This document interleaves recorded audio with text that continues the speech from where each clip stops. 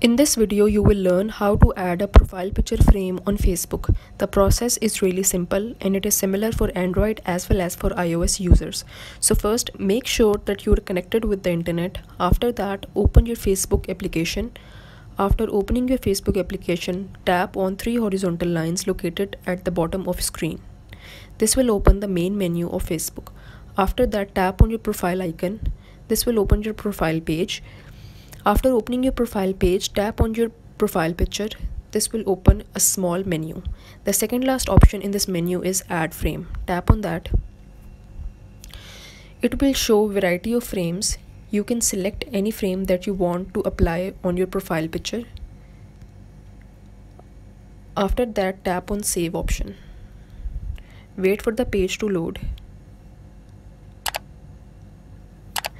So with this, you can apply the frame on your Facebook profile picture. If you found this video helpful, then please like, share and subscribe before leaving. Thanks.